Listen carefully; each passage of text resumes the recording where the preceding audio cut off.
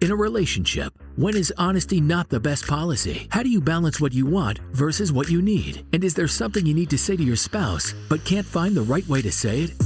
If so, then you're in the right place. This is the Lunch with Sandy podcast. With nearly 20 years of marriage under their belts, Terrence and Sandy Jackson discuss a range of topics, provide valuable insights on relationships, and talk about the conversations married couples need to have. So what does lunch have to do with all of this? Well, it's a metaphor for how these conversations originally started. Speaking of conversations, let's get one going. Here's your hosts, Terrence and Sandy. Hello and welcome to the Lunch with Sandy podcast, where we have the conversations that married couples need to have. I'm Terrence. And I'm Sandy. And today we're going back to a conversation about that four-letter word. But You're just horrible. Before we can get to that, we need to get Sandy's mind out of the gutter. Ask her how she's feeling and wait for that one-word answer. So let me get right to it. How you feeling today, Sandy? Good. It was nice and sunny out today. And I told you I was going running, but instead I ended up weeding. I don't even know if you noticed. I didn't notice. But when you say you're going to run, you should run. I should. Weeding should take a back seat only to running. Or biking, I guess. Well, or biking. I mean, I don't think weeding even comes close when we talk about biking. But anyway, before we get too far down that rabbit hole, let's get to how we start every show off every week, other than finding out that you went to weed rather than go run.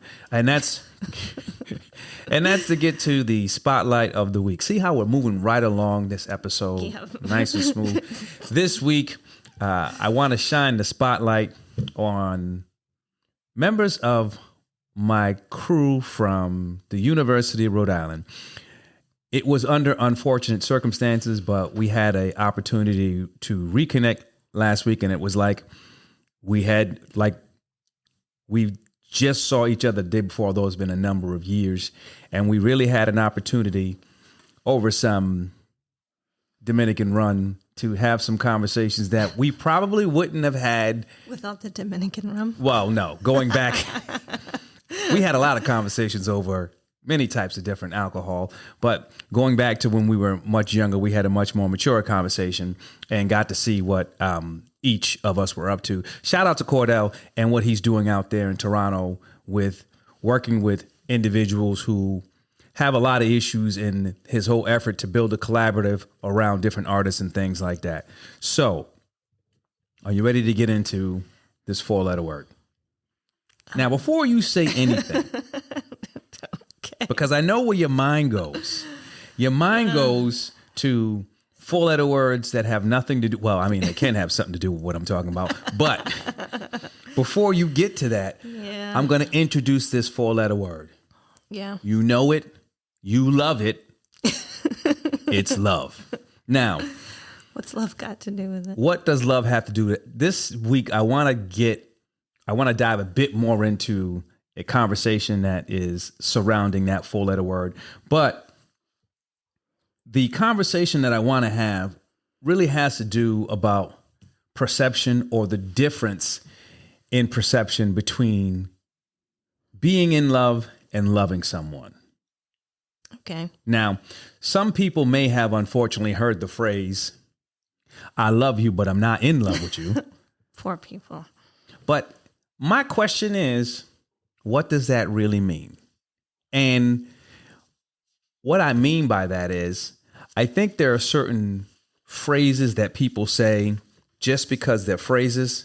And I think that there is this mystery or perception that being in love is more than loving someone. So I want to have a conversation about whether or not there's a difference between loving someone and being in love with someone.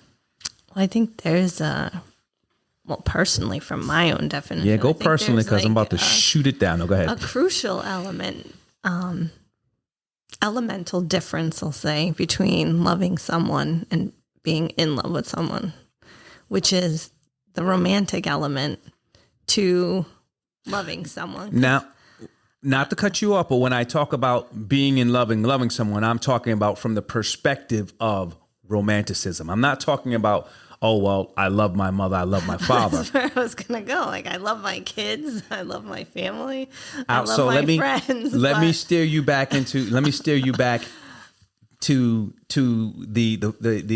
focus of where we're going here. And that this perception is pertaining to being in love or loving your significant other from a romantic perspective. Okay. Now that I've thrown you off, you got to start all over. Yeah. Well, I feel like it's still kind of the same. Like, is there this still attraction within our relationship where, See, I that's perception, right? Well, yeah, I'm just saying that's my personal perception. Well, of no, it, and of the difference. So let me start by saying this, and I was going to get to this a little later, but I have to start by saying this. I think it's important for people to understand that everybody loves differently. Mm-hmm. And perception doesn't necessarily equate to reality. And when I talk about, or when I hear people say those things,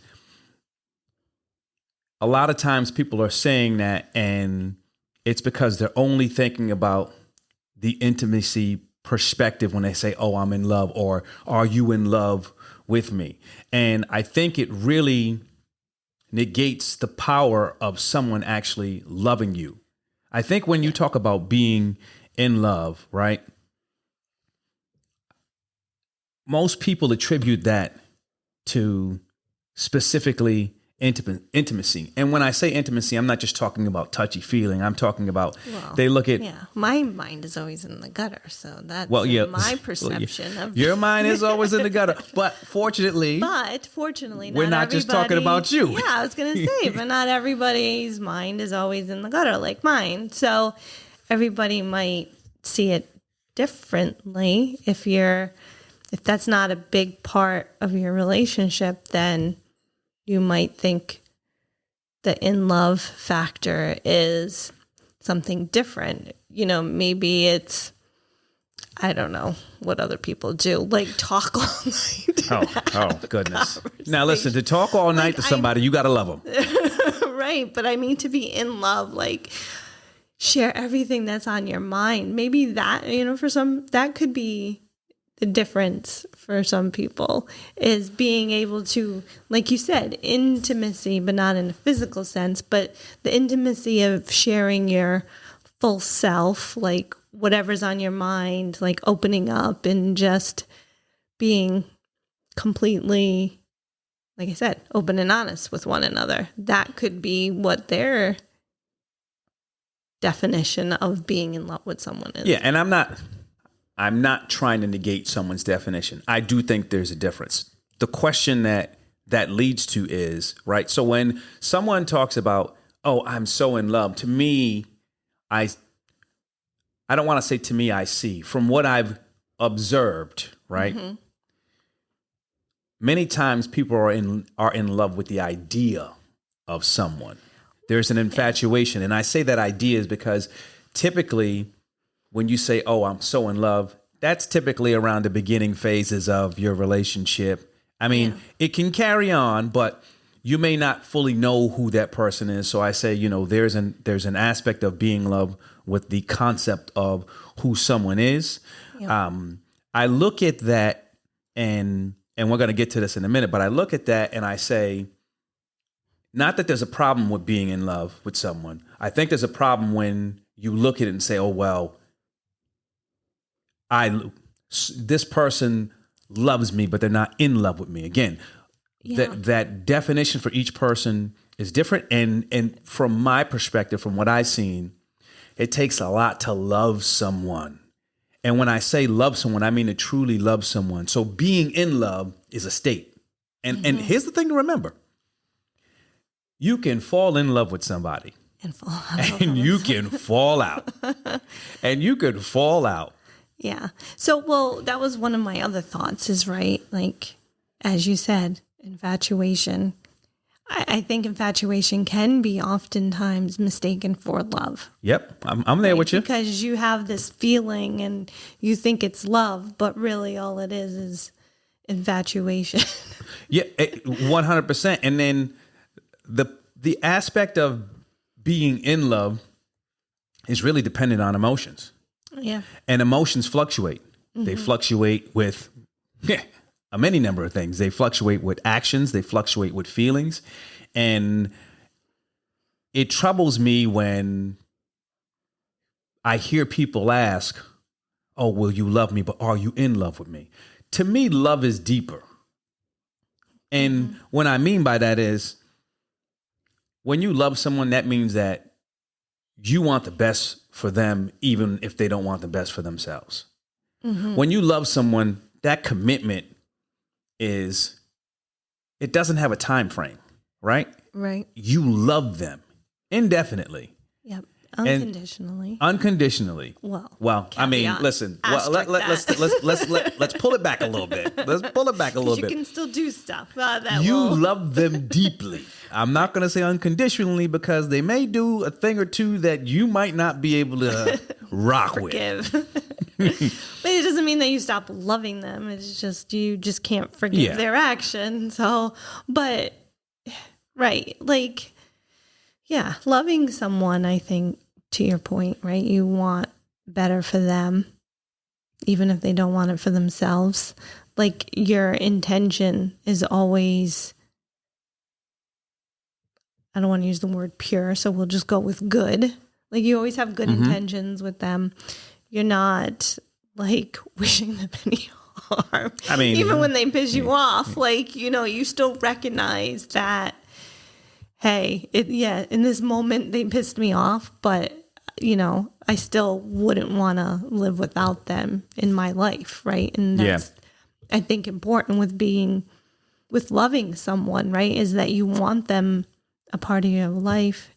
Sometimes it even gets down to the nitty gritty of maybe, they're not in your life in a romantic aspect, but maybe they're still friends. Like, so I think that's loving someone. I think you're trying to come up on somebody else's piece when you're doing that. But anyway, let's step away from that. So I don't know who else's piece it is. I'm just talking about in that scenario.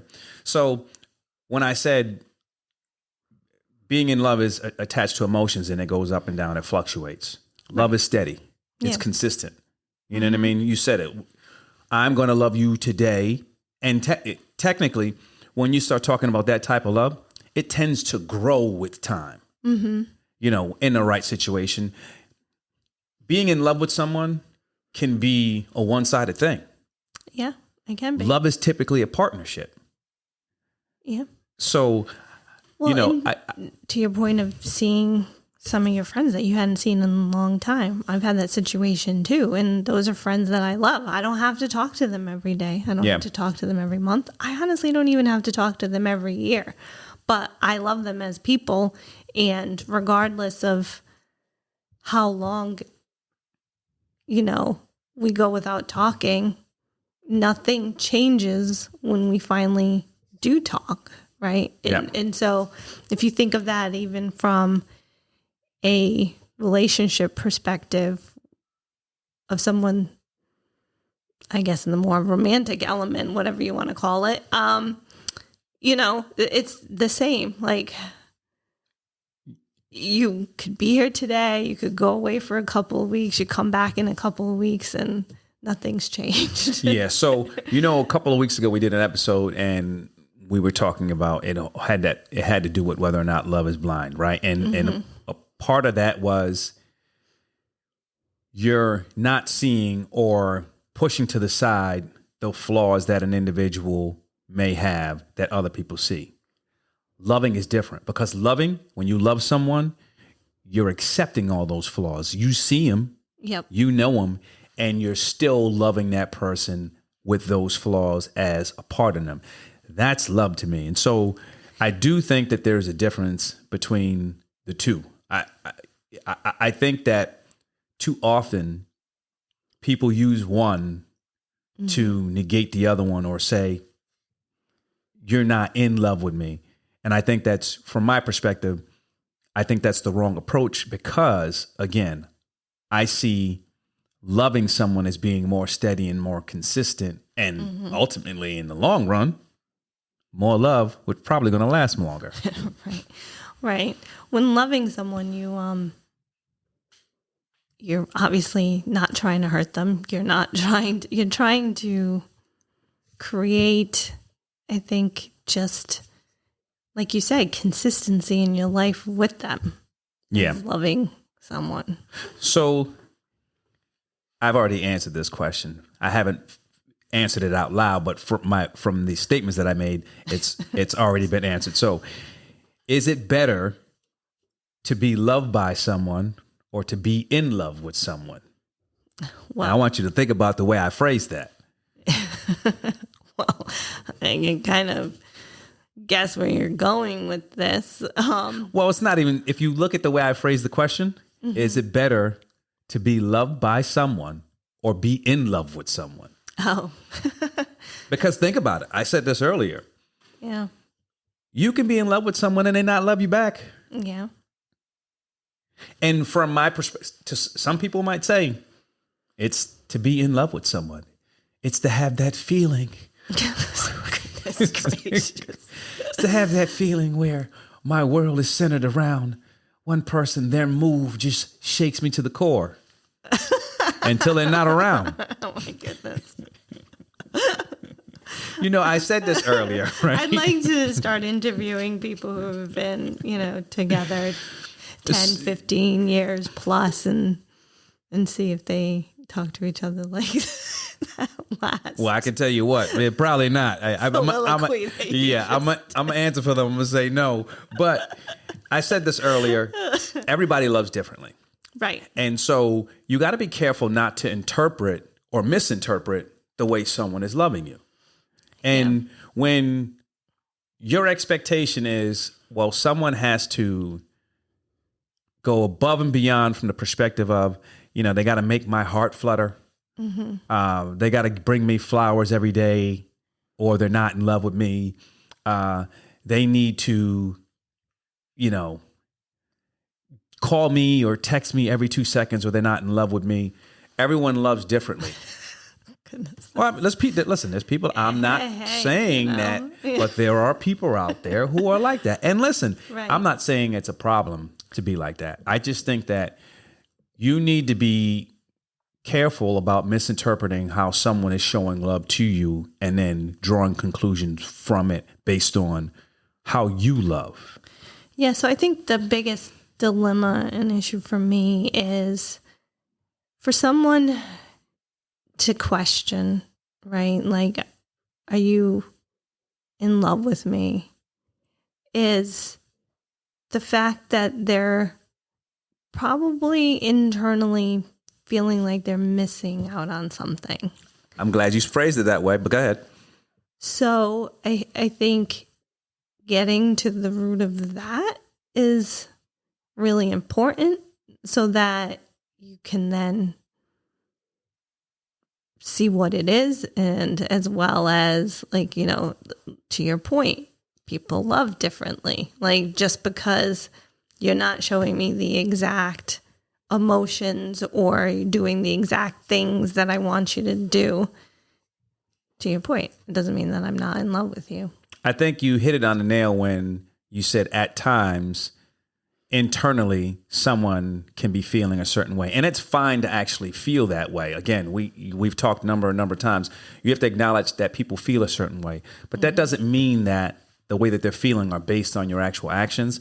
I think we often have to look inside and ask ourselves, why are we feeling this way, particularly when there's evidence that shows that someone is madly loving you based off their actions and everything that they're actually doing. Right. So have you set expectations either unrealistically, or have you not even communicated those there you expectations? Go. You ain't tell me nothing about that. Well, and the danger with that, though, is this.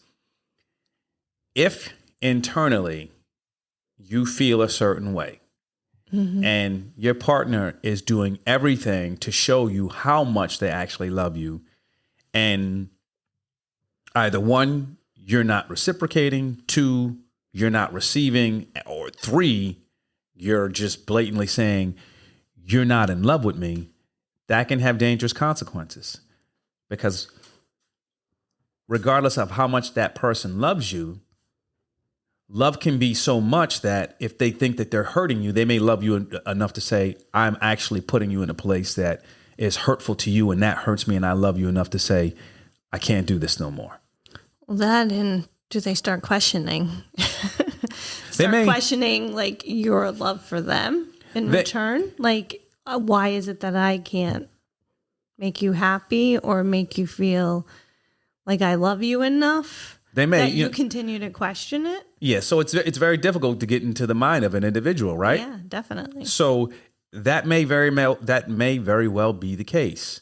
I think that, again, we talk about being able to look inside and ask yourself these questions. You know, you have to be able to actually do that. From my perspective, you know, I think about, you know, there's that phrase, absence makes the heart grow fonder, which essentially means, listen, the longer you're away, the more someone, you know, craves or it wants or loves you. Now, an argument can be made that, you know, the further away, you know, the heart grows lonelier. It depends on the individual, right? It depends on how they're internalizing those things, and it depends on how they view or how they perceive your love. And I'm not even saying how they love, because again, the question was, is it better to be loved by someone or to be in love with someone, right? So it's not really a question about you loving someone or you being in love with someone. It's your perception of how they love you. And the key with that, though, is your perception. And I think that's the problem. I think times people get caught up in their perception of how someone actually loves them.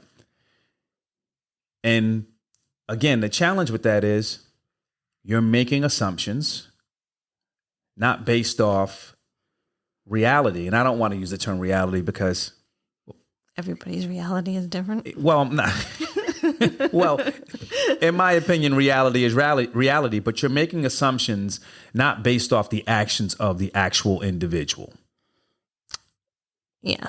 Well, and the reason I say everybody's reality is different is because everybody brings their own emotions to whatever their reality is. So hence we can have the same experience and our realities could be very different. Well, you can have the same experience and your experience be different, but reality is reality. Listen, you can have an experience that leads you to believe that if you jump off a building, you can fly. Don't do it. Don't do it, because the laws of gravity are grounded in reality, and it will ground you. Literally. It will ground you. So, you know, when I mentioned this earlier. A case can be made that when someone truly loves you, as time goes on, that love gets stronger and stronger. It's like that foundation is there, and each day you go on and you interact, you communicate, you do little things, and it just gets stronger and stronger and stronger. It's like a blooming flower. Well, you know, blooming flowers, they wilt at the end of the season. I don't say blooming flower. I'm trying to make sure your analogies actually blooming. I'm trying to make sure your analogies line up with what it is that I'm saying. I did not talk about the life expectancy of a flower. I was specifically talking about a blooming flower, how it opens up. Yeah. Again, perception. Perception, yeah. Yeah, but again, I mentioned this earlier. As time goes on, you know, that love can get stronger and stronger. Mm-hmm. With being in love with someone, you know, I mentioned this earlier. Just as you fall in love with someone, you can fall out of love with someone. And when your love, I don't want to say when your love is based on emotions. When the high emotion portion of that love is controlling, when that emotion is not there, then that's when the perception can kick in where, okay, well, you're not in love with me. Is that true love? And again, I'm only speaking from one side because, you can be in love with someone and they can, I'm going to use air quotes, be in love with you, but they're loving you based off not just being in love with you, but that stronger, rooted, consistent love. Well, right. Like in love, is it that I'm in love with your rock hard abs?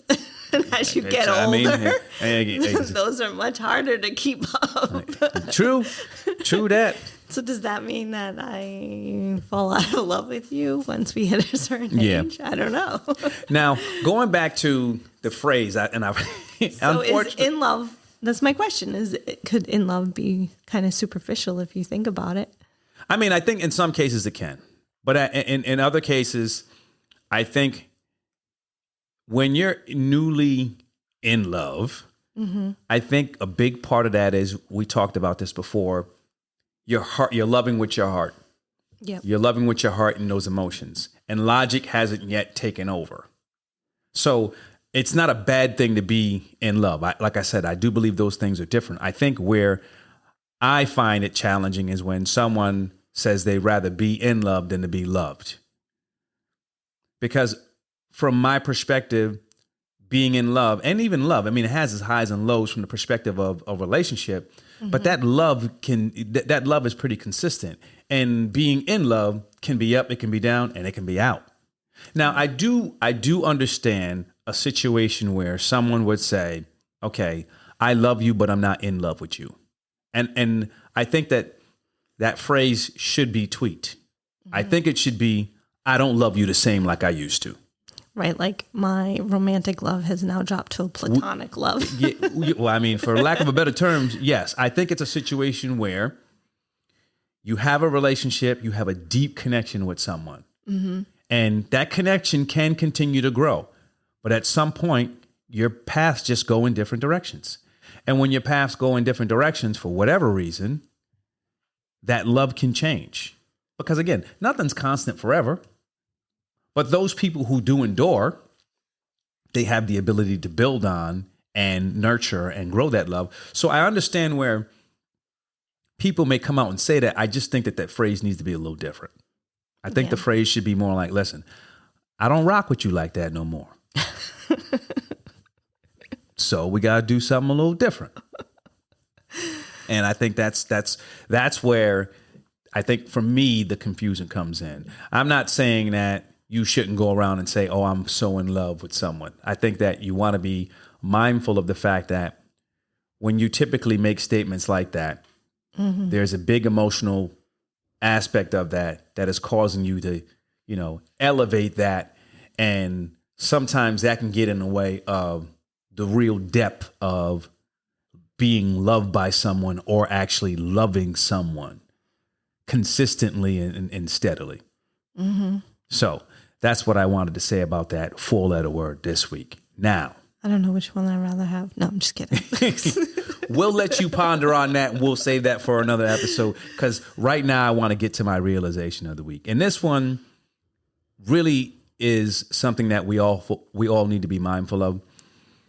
I think we all have to learn to be accountable and accept accountability for all it is that we do.